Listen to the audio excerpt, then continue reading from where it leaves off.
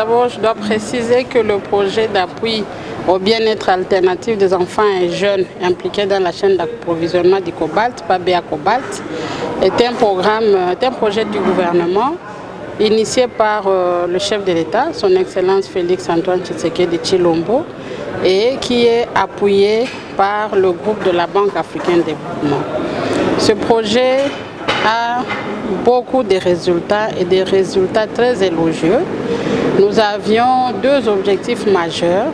C'est d'abord assainir la chaîne d'approvisionnement du cobalt dans les provinces du Haut-Katanga et du Lualaba en y enlevant les enfants et en les amenant à l'école avec une prise en charge complète, donc sanitaire, scolaire, enregistrement à l'état civil, donc ils ont leurs actes de naissance, et aussi avec la possibilité d'évoluer vers l'assainissement des autres chaînes d'approvisionnement, des autres minéraux tels que l'or, le diamant, le lithium et autres.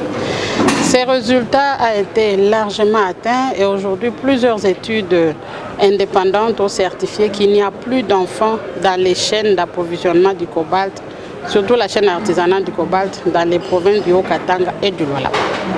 Le deuxième objectif majeur, c'est la reconversion socio-économique des parents de ces enfants pour que les parents soient capables d'être autonomes économiquement afin de continuer la prise en charge de leurs enfants. Parce que le projet les a pris en charge aujourd'hui, ça fait plus de 4 ans de prise en charge. Nous sommes donc à la 5e année de prise en charge et le projet s'achève le 30 décembre 2026. Et aujourd'hui, nous sommes en train de travailler sur l'autonomisation économique des parents ainsi que des jeunes qui ont choisi de quitter la mine artisanale pour se reconvertir dans l'agro-business. Et pour ces résultats, nous avons aussi atteint largement les attentes par la construction et l'équipement de 2 grands centres d'agro-business pour la promotion de l'entrepreneuriat des jeunes et même des parents. Nous sommes en train de structurer les coopératives de production de biens et services dans le domaine agricole. Nous sommes déjà à plus de 900 coopératives structurées des parents, je l'ai dit, parce que les CPJAB vont fonctionner en interaction avec les coopératives. Et ces CPJAB sont des infrastructures vraiment très impressionnantes. Il y a des marchés tout autour, les centres de santé, les écoles. Et ces écoles-là, on n'a pas mis seulement autour de CPJAB. Nous avons construit 32 infrastructures sociales pour continuer la prise en charge de ces enfants, notamment les centres de rattrapage scolaire. Il y en a 16, 8 dans chaque province, les écoles primaires. Et nous prévoyons même d'élargir aux écoles secondaires au cas où le gouvernement emboîte les pas dans le financement, et aussi les centres de santé modernes. Et au-delà de cela, il y a des sites secondaires. Nous avons reçu des gouverneurs des provinces, les périmètres agricoles, pour que les CPJAB soient elles-mêmes capables de produire les produits agricoles, de les transformer et d'organiser la commercialisation et même la transformation.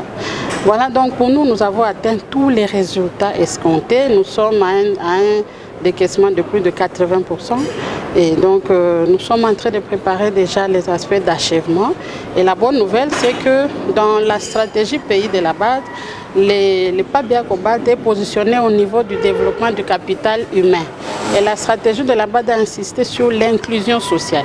Et là, je me réjouis de dire à la population que grâce au PABEA Cobalt, aujourd'hui, nous allons avoir une loi, la loi fixant les principes fondamentaux de protection des groupes vulnérables.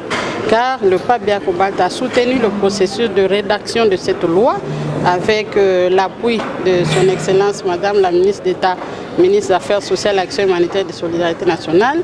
Après avoir fini tous les ateliers de dialogue avec toutes les parties prenantes de tous les niveaux, que ce soit l'État, que ce soit la société civile, le secteur privé et même les bailleurs de fonds et les partenaires techniques et financiers, elle a transmis ce projet de loi au gouvernement. Et donc nous sommes en train de travailler de manière que à la session extraordinaire qui est en train de se préparer au niveau du Parlement, qui est la discussion autour de cette loi. Et dans le cadre de la pérennisation donc, du PABEA, qui est une stratégie de reconversion et d'inclusion sociale de notre population, ainsi que la protection du groupe vulnérable, nous sommes aussi en train de travailler sur la deuxième phase du PABEA, qui va s'élargir à l'assainissement des chaînes d'approvisionnement des autres minéraux tels que l'or, le diamant, le lithium, la cassitérite, le coltan et le cuivre, tous ces minéraux qui sont aujourd'hui réputés des minéraux de sang. Nous, avec les PABEA, nous sommes en train de travailler sur la transformation de la malédiction en bénédiction. Nos minéraux sont la bénédiction pour la République démocratique du Congo. Pour ce qui est des problèmes,